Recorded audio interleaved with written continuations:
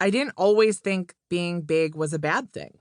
Until I went to kindergarten, I was encouraged to eat up, grow big and strong.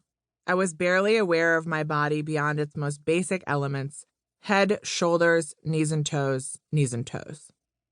So long as I could run around barefoot in my fish-printed swimsuit and cartwheel for hours on the front lawn, I was happy. My body was just along for whatever ride I wanted to go on. I started to become aware of my body, its bigness, and the so-called problem with its bigness only when others began pointing it out to me. At 5 years old, I was voted heaviest kid in the class after my peers and I were weighed, literally weighed, like on a scale in front of everyone, in part of some sort of deranged school superlative activity. That same year, my gymnastics coach told my mom I was too big for the sport. When I was 7, my doctor put me on a diet. At age 9, I had to wear my soccer coach's jersey during games because the uniform company didn't make my size, which, in terms of a humiliation level, is the wearable athletic equipment equivalent of accidentally calling a teacher mommy in front of the whole class. My elderly female neighbor commented on my developing figure when I was 10. A year later, the boys in my class began commenting on it too. It was disorienting to learn that I didn't just have a body. In the eyes of others, I was my body. It defined me. It was even more disorienting to learn that my body, and therefore I, wasn't considered the right shape or size. Shame began eating away at my confidence as I began to realize my body wasn't considered normal, and in one way or another, it was being judged. I've always felt like the biggest person in the room. I felt ashamed of that fact until I was 33. Growing up in Wisconsin, go Badgers, I had plenty of wonderful, supportive people in my life.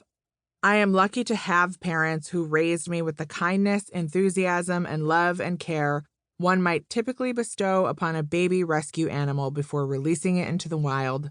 But a lot of people in my life, phenomenal humans that they are and were, unintentionally reinforced the very insecurities I was developing. For all the love and wisdom I received, no one ever said to me, "Your size does not determine your worth," or, "When you grow up, you do not have to look like the women you see on TV to be successful." No one said, "You're just a kid," or even, "What matters is who you are, not what size you are." It's no one's fault they didn't say these things to me. I blame long-standing societal beauty standards, but that's another story for later in the book. And while I can't help but think about how different my relationship with my own body growing up would have been if someone would have just said to me, "There is nothing wrong with you." In 2015, I learned to say that to myself. And then everything changed. My life used to revolve around 3 different worlds: my clients, my ex-husband, and my dogs. I ran my own public relations company where my daily goal was to uplift and champion my clients. In my off hours, however, I rarely uplifted or championed myself. Because my self-esteem was so low, and I was used to it being so low, I found it a lot safer to raise everyone else's star instead of mine. Though I ran my own business, promoting my then-husband's burgeoning career took priority and the majority of my focus.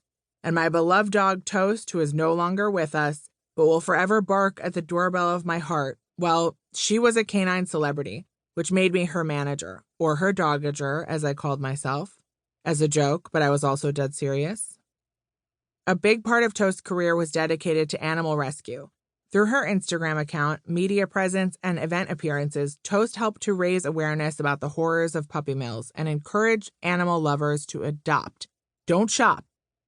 Whenever people would say to me, "What you do for animals is so amazing," I'd correct them. Well, it's all Toast.